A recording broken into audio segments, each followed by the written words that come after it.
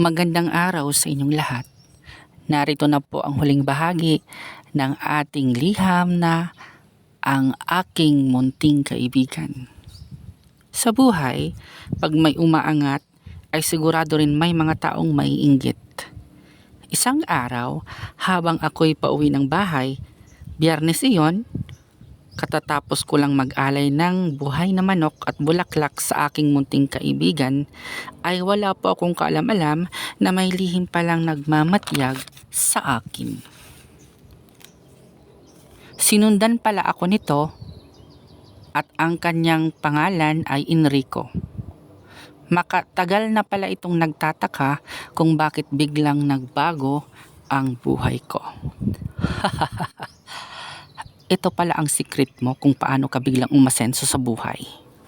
Matapos sabihin ang mga katagang ito, ay kinuha nito ang mga bulaklak at buhay na manok na aking linggo-linggong alay sa aking munting kaibigan. Malalaman ko kung ang mga bagay na ito nga ba ang nakakapagpaswerte sa iyo. Sinira nito ang mga bulaklak at pinakawalan ang manok sa pagkakatali nito. Nang hindi ito makontento, ay sinira din nito ang umbok ng lupa na nasa may ibaba mismo ng puno. Matapos gawin ito, ay napakasayang umuwi ito sa kanila.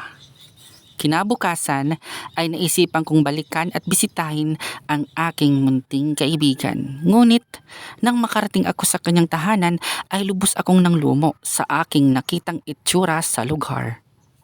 Wala na ang bahay kung saan nakatira ang aking munting kaibigan. Wasak na ito at nagkalat din ang mga bulaklak na dala ko kahapon. Sobrang nalungkot po ako at nag-alala sa aking kaibigan. Kaya tinawag ko ito at hinanap. Kaibigan, nasaan ka? Ngunit wala akong narinig na anumang kasagutan dito. Nagpalipas pa ako ng ilang oras doon sa pag-asang baka umalis lamang ito, ngunit wala na talaga. Biglang nawala ng parang bula ang aking munting kaibigan. Napahagulhol po ako sa lungkot sapagkat parang nawala na naman ako ng pag-asa. Bakit ba ganito? Bakit ganito ang kapalaran ko? Lahat na lang ng pag-asa ay tinatakbuhan ako. Ang hirap-hirap. Bakit ba nangyayari ang lahat ng ito sa akin? Dumating yung araw ay nagkaroon ako ng biglaang bisita. Si Enrico ito. Loloy, tulungan mo ako. Mangyak-ngyak nitong sabi sa akin. Medyo nakaluwa ang mata nito at ang mga paa at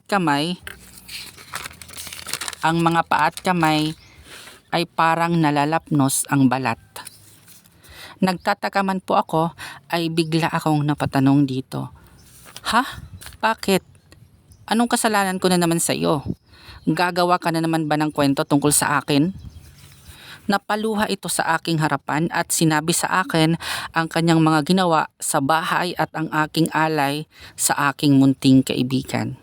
Humingi ito sa akin ng tulong upang humingi din ng kapatawaran sa aking munting kaibigan. Ngunit ako yung taong marunong tumupad sa napag-usapan. Hindi ko inamin ang tungkol sa aking munting kaibigan at pinalabas kong nababaliw ito. Madali ko pong nakapaniwala ang mga tao sa aking sinabi na nababaliw na nga si Enrico. Nakakakonsensya man po ay ginawa ko ito upang protektahan ang aking munting kaibigan. Namatay po si Enrico makalipas ang ilang linggo nang pumunta ito sa bahay upang humingi ng tulong. Hindi na po nagpakita ang aking munting kaibigan sa akin simula noon, ngunit isang araw nang magising ako ay may mga ginto akong nakita sa ilalim ng aking unan. Alam ko kung saan galing iyon. Marahil ito ay gantimpala niya sa akin dahil tumupad ako sa aming napag-usapan. Benenta ko po ang ginto at ang perang napagbentahan ko dito ay aking pinangsimula sa aming buhay ng aking ama. Sa ngayon po ay maginhawa na po ang buhay ko, pati na rin ang mga taong nakapaligid sa akin. May mga negosyo na rin po akong pinapatakbo at ito'y mas lalo pang yumayabong dahil sa mabuting pakikitungo ko sa aking mga empleyado. Hanggang dito na lamang po ang aking liham. Maraming salamat po sa pagbibigay oras sa aking kwento. Maraming salamat din sa iyo, Loloy ng Batanes. Kung may nais po kayong iparating sa ating letter sender, ay i-comment lamang po ito sa post na ito. Huwag niyo rin kaliligtang i-like at i-share ang videong ito. Hanggang sa muli nating pagkikita-kita online, maraming salamat sa inyong panonood.